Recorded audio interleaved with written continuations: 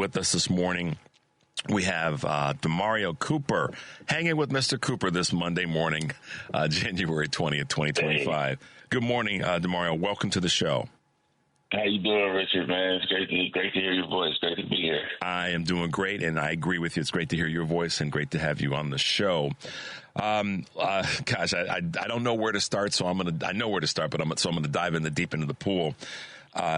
You and Dr. King have something in common, and what I mean by that is, respectfully, and ironically that we're talking today, grassroots is what Dr. King was all about in many ways in terms of organizing, and you have done the same thing. You're the co-director of the Center for Popular Democracy. Yeah. Tell us about that organization. Yeah, so, yes, in that sense, for sure, I appreciate though I am humbled by the comparison to Dr. King. Grassroots organizing is the work we do, which means when we say that, what we're talking about is people who are directly impacted by the laws, by the decisions of the elites,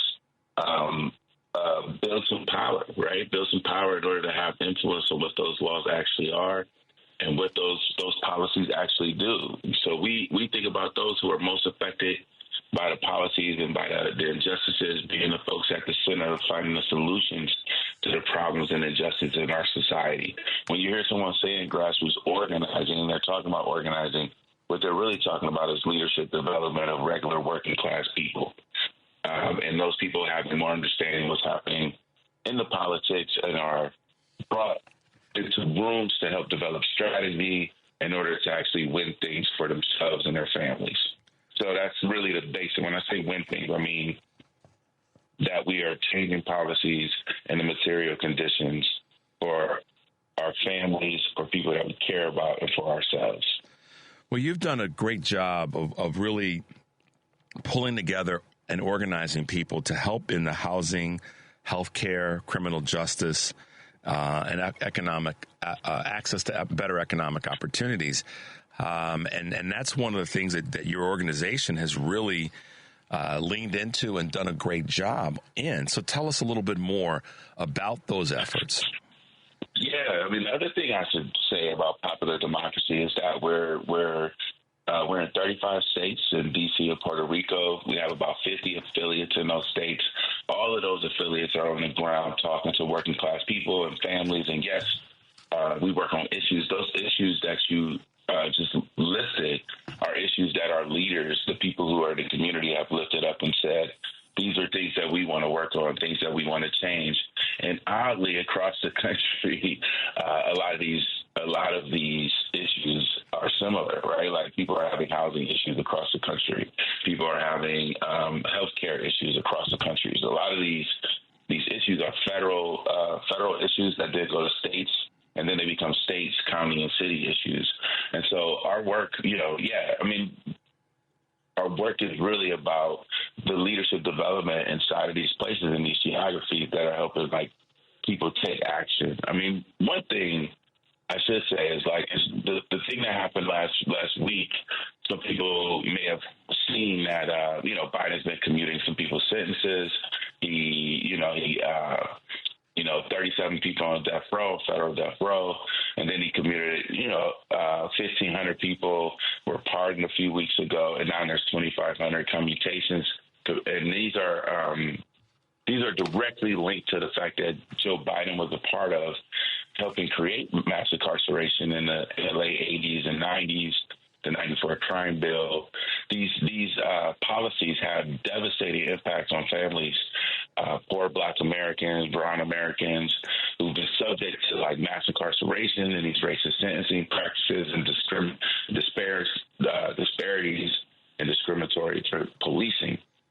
And so, it's been taking decades for regular folks who are directly impacted by the criminal justice system to actually continue to move to try to secure more clemency.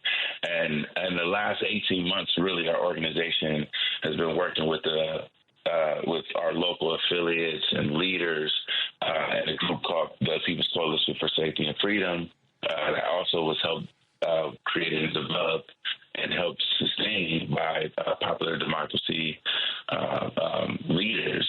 And, we really, we came up about 18 months ago and said this time right now would be an opportunity. Hopefully we might have had a different presidential candidate today. But we knew that, we wanted to challenge the president to really secure a legacy of equity and equality by fixing the wrongs that he admitted that he already had committed. So leaders, actual leaders, meaning like not some really paid lobbyists, but actual folks who have dealt with criminal justice and policing, the irregularities in sentencing between cocaine and crack, which was 100-to-1 sentencing for, the majority of the last 30 years. And then recently under Obama got changed to 18-to-1. But families have been suffering, right? People have been feeling the impacts of these policies. And, we had those folks are people we took to D.C. Those are the folks who lobbied. Those are folks who stood up and told their stories in order to push the president to now, really, secure clemency for roughly 4,000 people. And that's organizing. Yeah, and that here's the thing that's I think should be a big takeaway. Two things that should be big takeaways in what you were saying. The Biden administration recognized that policies from 2.5, 3 decades ago, and even further in many ways, were harmful to so many communities, and that he recognized that he was a part of that. One of the most important things I think has to happen as we go forward is that policies that have been detrimental to society and at large and micro have got to be dealt with and have got to be changed. And this is one of the reasons that I think so many people are fearful of this incoming administration. You guys have, when I was looking at your work and the things that you've been doing, it is fascinating that you have so many, you've brought together or bring together so many different organizations and so many different parts of the country. And what it says, to your point, is that we've got common problems that are local issues, and that sometimes gets, I think, glazed over, that that's happening over here. Well, it's happening over here or over there, but it's happening in other communities. And when you have a group like Popular Democracy working, you bring out the fact that housing is an issue, whether it be in Philly, D.C., Houston, Huntsville, Alabama.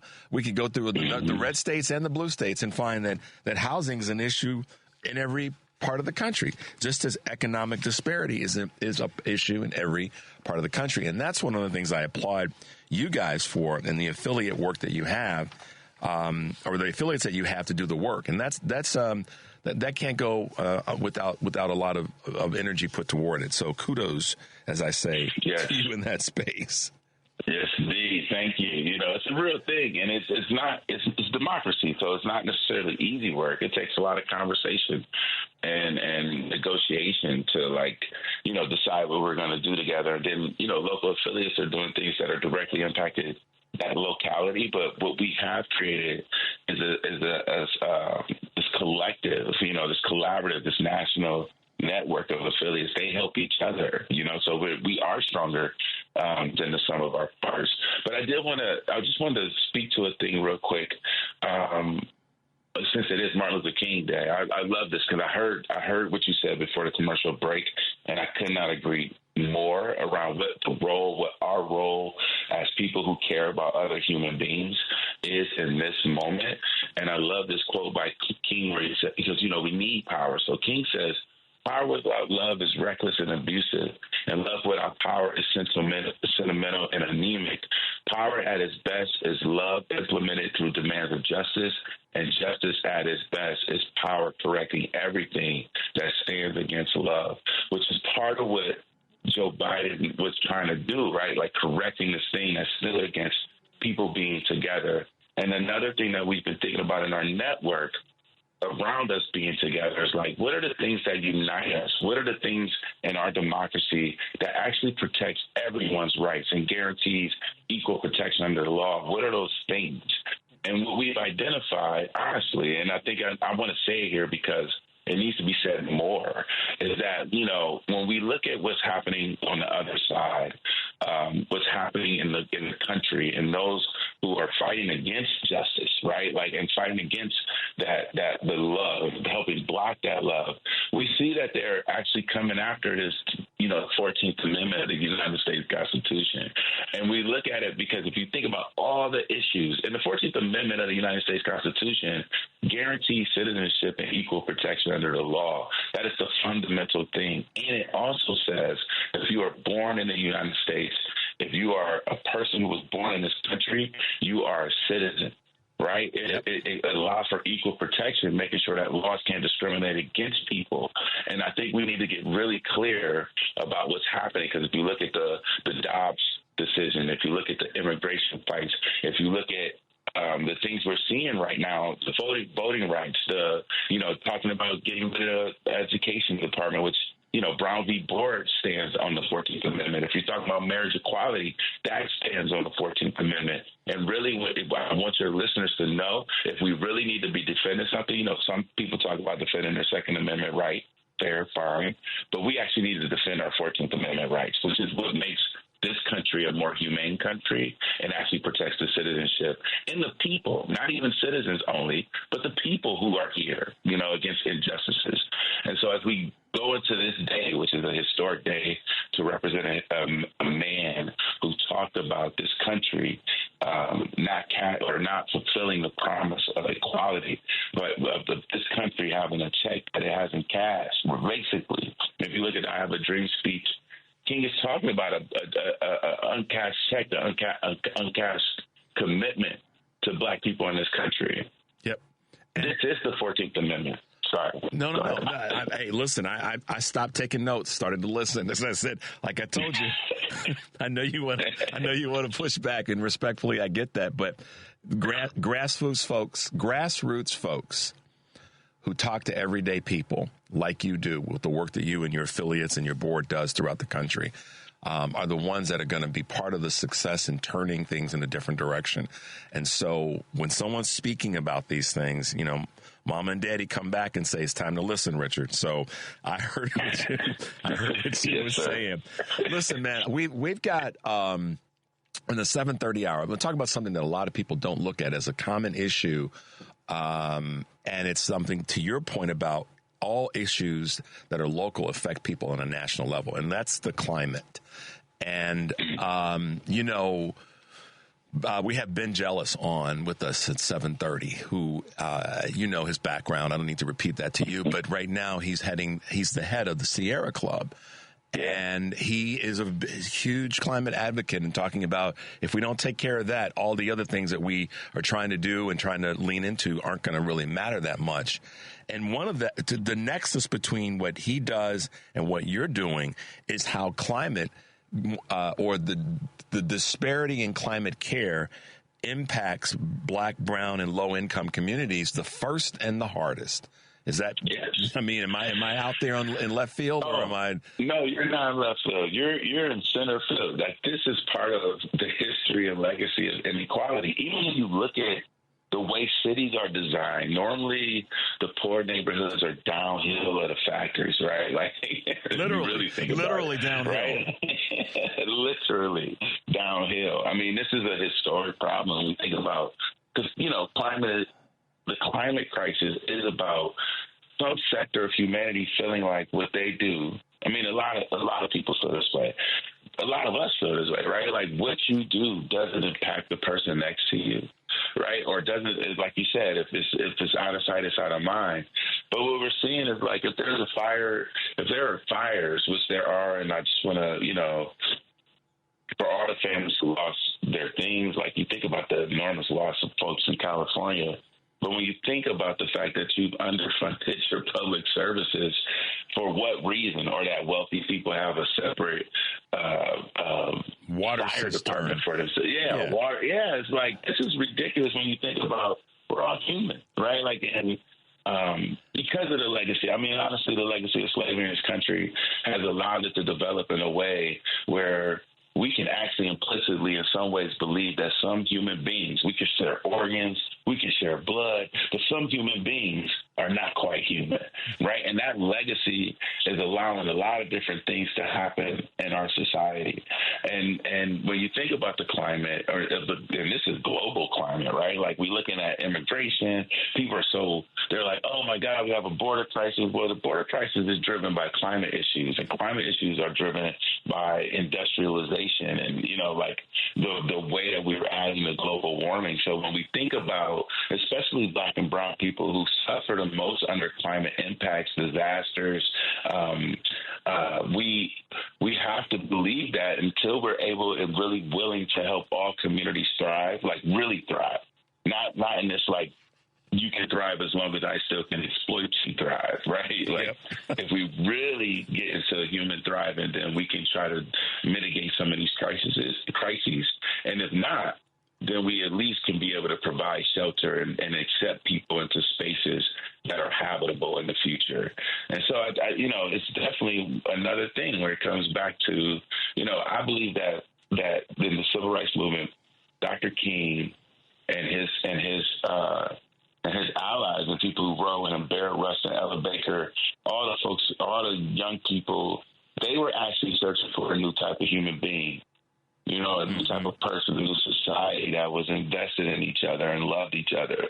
And this is the power of love. This is what he's talking about. This is what they are talking about. If you read the books, if you read their manuscripts, they're talking about people being different. And in that way that we might have abundance if we can, choose to work together against a very small group of folks who think that our entire lives are food. It requires organizing for us to build that power. No, listen. The thing that I have to say in relationship to, just going back to housing for a minute, and the clip that you heard me play before we brought you on about standing up for the others, someone other than just yourself, and being willing to fight with and for the people that you don't even know, but you know that they can't be. If they're harmed, then you're harmed. And we can go on and on with the platitudes and all that, but at the end of the day, it's about folks leaning into the problem. I look at housing for an example, and I know with the short amount of time that we have today, it tells me that we have to have you back with some frequency, because you were sleeves rolled up, elbows deep in this process, and I truly applaud what you're doing. But when I think about housing, for an example, in any metropolitan area or any area in the country, we have structures that are capable, with some work from the municipalities all over the country, to fix those structures, to house people, and we can walk and chew gum, so we can do all of our other nice things and all of our other big things that are fancy. And we can fix some of the I'm sometimes, DaMareo, I'm just too damn literal of a person. And I'll give an example. My wife and I were watching a TV show that was familiar. It's Chicago PD. And they went into as part of the show. And this is why you guys just pay attention to this. They went into a building, a house, and my wife said, "Oh, that's definitely one of an old Chicago home." And I was like, "Yeah, it is." And here's where my brain went, DaMareo. I turned and looked at her, and she just looked at me and smiled with the wry smile. I said, "We don't have a housing problem. This is an old building that they use for the shooting of this TV show, which I'm a fan of. It's filmed there in Chicago. Why would I not be?" But my brain went down the path of, when it comes to housing, we got empty buildings. We have empty structures that we just put some. Anyhow, I get this way sometimes because I look at that and I go, this is kind of, I'm not putting myself in any of the sentences with Dr. King, but he talked about this 50 years ago. Yeah. And we're still fighting the same doggone fight. So I know. I know it is crazy. Housing is a human right. Like, everyone deserves to have a house. Like, how can you believe in any kind of God or higher power and not just grounding no one should freeze to death outside when we have empty houses across the country that were created from foreclosure crisis, from speculative lending, and companies going in and quote unquote, I don't want to use the word disrespectfully, but raping the community, raping the resources, and moving on to the next. And and that's, That's what they're doing. Our groups like ACE out in California, we have groups in New York Community for Change, the Ohio Organizing Collaborative, Detroit Action. There are groups that are out here fighting for housing and fighting for people to have housing, right? Like our organization raised the issue of housing during this last presidential election. Of course, we didn't win, but slumlord. Well, let me be quiet. But hey, DaMareo, your mother and father and my mother and father didn't know each other, but they knew each other. They knew each other. I believe it. No, listen, man. I know where you were going with that. We've got, and it's the truth. But here, this is the opportunity, and stay with me as we wrap up. The Popular Democracy's 6 guiding principles. I want you guys to hear this. Are designed to light the path to achieving governing power, cultivating future leaders through recruitment, training, and development. Build a strong network. Harnessing culture for collective power, advancing knowledge for strategic impact, building narrative power for impactful change, and build a strong and resilient popular democracy network. Those may be, guys, listeners, those may be the principles, the 6 principles of popular democracy, but they also can be ones for each of us. And they also can be ways in which we organize and we communicate and connect with each other to be stronger, to affect the change that we know has to happen on all levels. So, DaMareo, in the last minute, I want to give you the last couple of words. Tell folks how they can find you. I know there's ways that folks can get involved and invest in the movement, but hit us with that real quickly before we wrap up. Yep, we're at popdemoc.org. And depending on where you are, if you're in Chicago, there's probably a local affiliate. You can come to our website, populardemocracy.org, and find one of the local affiliates and folks who are doing work. And we also invite people, if you go in there and you put your name and you sign up, you'll get invited to our monthly bonfires where we bring together folks across the country, talk about strategy, politics, and what we can do locally to help create better environments and fight for humanity and for a popular democracy. That's exciting. It's been great hanging with Mr. Cooper this morning as we chop it up around the conversation of democracy and how, as co-executive director, he's been able to do what he does, and that's be a grassroots organizer and bring more people into the fold. DaMareo, I hope you will be willing to come back with us in the future and talk about this again, because it's only going to go away if we lean into it and make it go away. Fair statement? Absolutely. You should let me bring some of my friends next time. Anna Lilia, my co-ED, is brilliant. Plus, we have leaders, EDs across the country. It'd be great. We'll do it. We have a whole party, man. Well, absolutely, we'll do it. All right, man. Listen, it's great to talk with you. It's great to get to know you, and I'm looking forward to talking with you again in the future. Have a great King Day. Right. Have a great week. You too. And we appreciate all the hard work that you're doing. You too. Thank you very much. Be well. Talk to you soon.